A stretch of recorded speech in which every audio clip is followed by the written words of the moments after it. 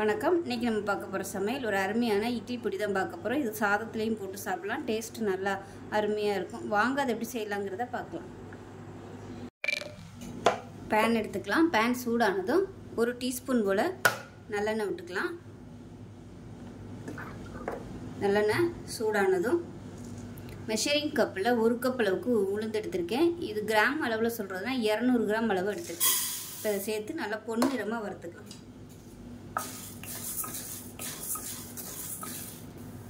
இப்போ பாருங்கள், உளுந்து நல்லா செவந்து வந்துருச்சு பாருங்கள். இப்போ இதை வேறு பிளேட்டுக்கு மாற்றிக்கலாம். இப்போ அதே கடாயில் ஒரு சொட்டு நல்லெண்ணெய் ஊற்றிக்கலாம்.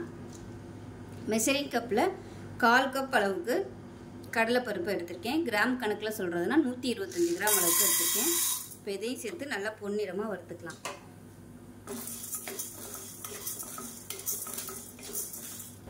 இப்போ பாருங்கள், கடலைப்பருப்பு நல்லா செவந்து வந்துருச்சு. இதையும் வேறு பிளேட்டுக்கு மாற்றிக்கலாம். இப்போ அதே கடாயில் எண்ணெய் ஊற்றவேனா, அதில் எண்ணெய் இருக்குது. மெஷரிங் கப்பில் 1/2 கப் அளவுக்கு துவரம்பருப்பு, கிராம் கணக்கில் 125 கிராம் அளவுக்கு எடுத்திருக்கேன். இப்போ இதையும் சேர்த்து நல்லா பொன்னிறமாக வறுத்துக்கலாம். இப்போ துவரம்பருப்பு நல்லா செவந்து வந்துருச்சு. இதையும் வேறு பிளேட்டுக்கு மாற்றிக்கலாம்.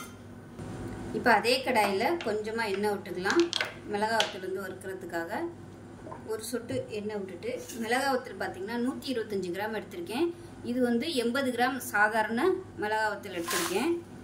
இது கூடவே 40 கிராம் அளவுக்கு காஷ்மீரி மிளகாய் வத்தல். இது கலர் கொடுக்கறதுக்காக சேர்த்துருக்கேன். ஃபுல் அண்ட் ஃபுல் நீங்கள் சாதாரண மிளகாய் வத்தல் சேர்க்குறனாலும் சேர்த்துக்கோங்க. காரம் கொஞ்சம் கம்மியாக தான் இருக்கும். அப்படி உங்களுக்கு காரம் அதிகமாக வேணும்னா நீங்கள் இன்னும் கூட 150 கிராம் அளவுக்கு மிளகாய் வத்தல் எடுத்துக்கலாம். இதை நல்லா வறுத்துக்கலாம். இப்போ இது கூடவே நல்லா ஒரு கைப்பிடி அளவுக்கு கருவேப்பிலை சேர்த்துக்கலாம். சேர்த்துட்டு நல்லா மொறுன்னு வர அளவுக்கு எல்லாத்தையும் வறுத்துக்கலாம். இது கூடவே 1 டேபிள் ஸ்பூன் கல்லுப்பு சேர்த்துக்கிறேன்.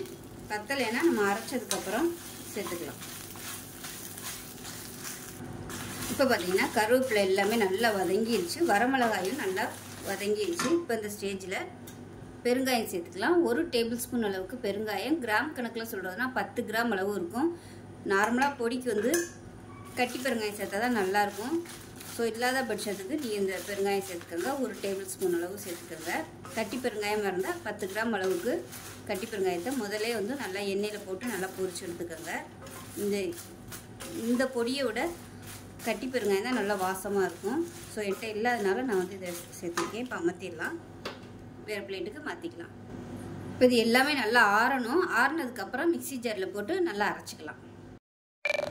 இப்போ பாருங்கள், பொடி நல்லா அரைச்சாச்சு. உங்களுக்கு எந்த பக்குவத்தில் பிடிக்குமோ அது மாதிரி அரைச்சிக்கோங்க. சில பேருக்கு நெருன்னு இருந்தால் தான் பிடிக்கும். நான் எப்பயுமே கொஞ்சம் நைஸாக தான் அரைப்பேன். இப்போ நமக்கு அருமையான இட்லி பொடி ரெடி ஆயிடுச்சு. இது சாதத்தில் கூட இந்த பொடியை போட்டு நெய் போட்டு சாப்பிட்லாம். நல்லெண்ணெய் ஊற்றி சாப்பிட்லாம். அருமையாக இருக்கும். இப்போ ஆறுனதுக்கப்புறம் டப்பாவில் போட்டோம்னா நல்லா ஒரு 3-4 மாதத்துக்கு சூப்பராக இருக்கும். ஸோ செஞ்சு பாருங்கள். செஞ்சு பார்த்துட்டு எப்படி வந்துச்சுங்கிறத சொல்லுங்கள். வீடியோ பிடிச்சிச்சுன்னா லைக் பண்ணுங்கள், கமெண்ட் பண்ணுங்கள், சேனலை சப்ஸ்கிரைப் பண்ணுங்கள், பக்கத்தில் பெல் பட்டனையும் ப்ரெஸ் பண்ணுங்கள். நன்றி.